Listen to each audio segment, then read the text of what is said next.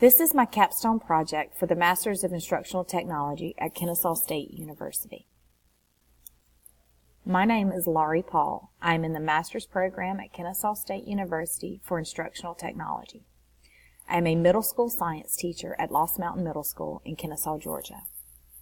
I received my Bachelor's of Teaching in 2009 at Kennesaw State University in middle grades education. I am married to Chip. We have 3 children, Joshua, 14, Abby, 12, and Sterling, 5. I entitled my project, Closing the Gap. The No Child Left Behind Act of 2001 requires states to ensure that all students make adequate yearly progress in achieving proficiency in English, language arts, and math. Motivated by this law, schools in the United States are struggling to have their students become proficient or better on their state-designed mathematics assessments. High numbers of students with disabilities show a gap in learning in the area of math on their 2015 milestone testing, which indicate the need for a specialized technology program for students with disabilities. This has been a recurring trend at Lost Mountain Middle School for the past 10 years. There has been a gap between the regular ed students in mathematics and the students with disabilities in mathematics. So the plan was to implement the MobyMax program at Lost Mountain Middle School for the 2017-2018 school year. This program would be provided to students with disabilities in a small group math class. The students in this class were selected because they were below proficient in the area of mathematics based on the data from their Georgia milestone test results from the spring of 2017, which is the end of grade assessment. These students will be placed in groups of 10 but no more than 15 in each class. These students will use the MobyMax online resource 4 to 5 times a week to increase their basic knowledge of mathematics as well as a grade-specific math content. The students will split the time of the class each period into 2 sections. One would be the online program using manipulatives, and the other would be direct teaching from the small group instructor. And then the students would be assessed frequently to monitor their achievement. The MobyMax program will move as the students are ready to move forward. If students master an area of math more quickly, then the program moves them forward, and it doesn't wait. It is very student-paced. To evaluate this program, we felt that we needed to at least use a year-long program. We would use the data from the milestone scores to decide which students should begin the program. Math teachers would then be surveyed to see if they would be interested in or willing to implement the program into their small group classrooms. Administration and teachers would attend training by the MobyMax program.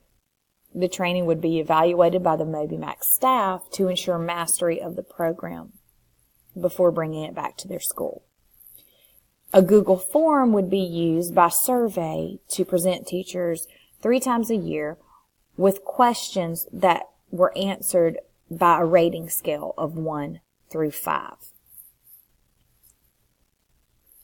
The rating scale would start with 1, meaning strongly disagree. 2 would mean somewhat disagree.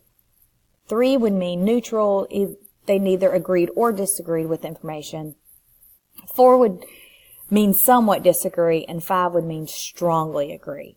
So 3 times a year, these 7 questions were given to the teachers applying the MobyMax program in their classrooms. 1 would be, I am very comfortable using the MobyMax program. 2, I am very comfortable troubleshooting problems with the MobyMax program.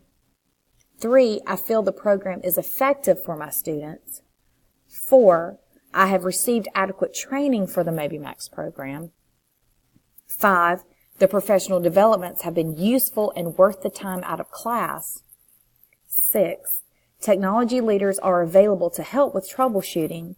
And 7, I feel comfortable teaching others how to use the MobyMax program.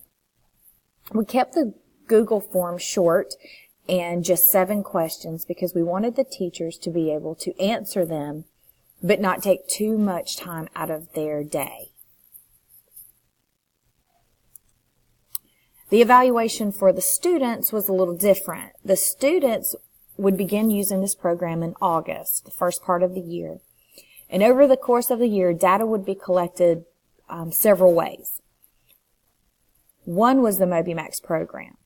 Now, this data can be collected weekly or monthly or once a semester. Is really up to the teachers. The programs are very easy to pull the data from. Something that all 8 students in Lost Mountain do 3 times a year is something called a math inventory. So they do these math inventory tests 3 times a year, and it shows growth for that particular student in the area of math over the year. So this data was used as well. The capstone project I chose was to close the gap between special education students and general education students in the area of mathematics. I chose to work with the small group math teacher using a program called MobyMax. I met with the math teacher and introduced the idea and the program to her. We met a second time to train the teacher on the program. The final time we met in August was used to sign students up for the program. The MobyMax program identifies the students' math ability level and increases rigor at their pace. Overall, the plan went mostly well. The biggest obstacle for me was moving to another middle school. I originally wanted to implement the Math 180 program, but the new school that I moved to did not have this program. So when I researched, I found that MobyMax was a terrific program available at my school. The teachers just weren't using it because they didn't know how. So I was able to learn about the program and then hold professional learning for the small group math teachers. And then I would check in once a month with the teacher. Since the beginning of the year, the students have been using the program 2 to 3 times a week. Data can be pulled, like I said before, weekly or monthly. And the small group teacher can use this data to differentiate.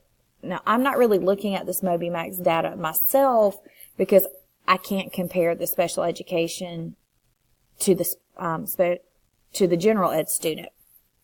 But I can look at the math reasoning inventory, which is what the students take 3 times a year.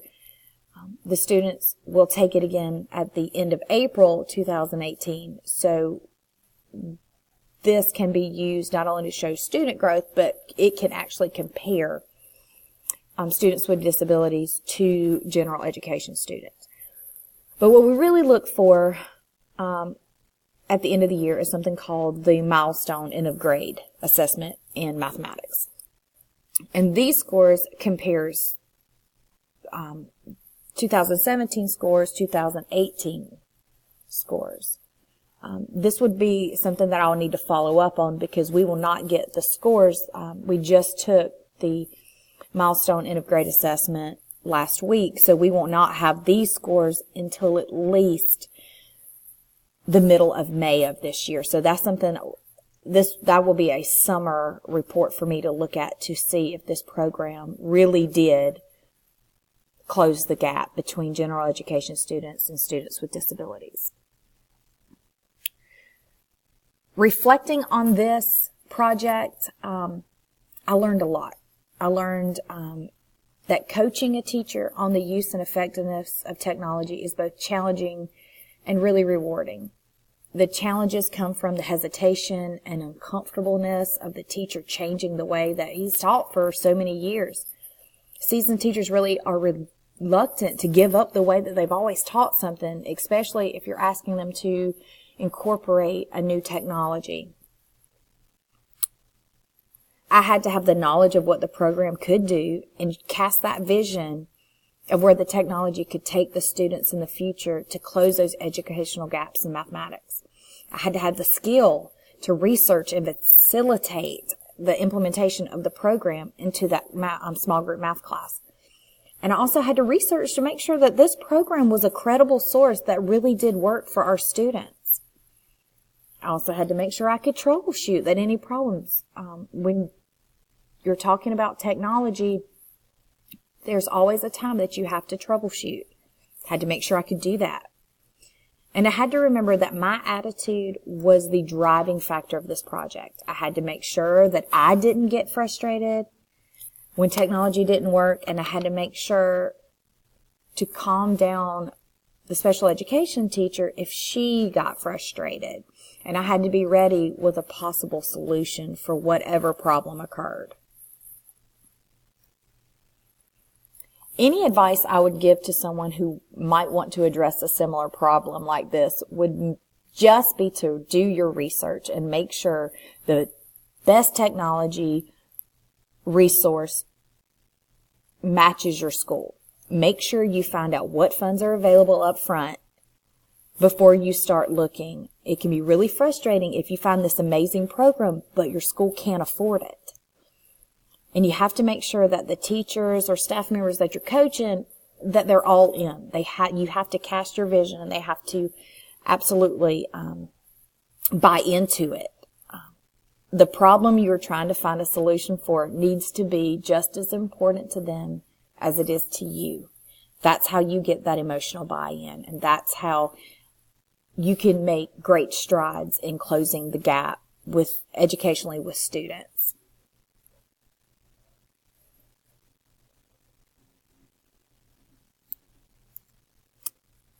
Copyright acknowledgments would be for Moby Max, the math inventory reports, Google Forms, the Georgia Milestone Test, and of course the resource page that I used in my Capstone.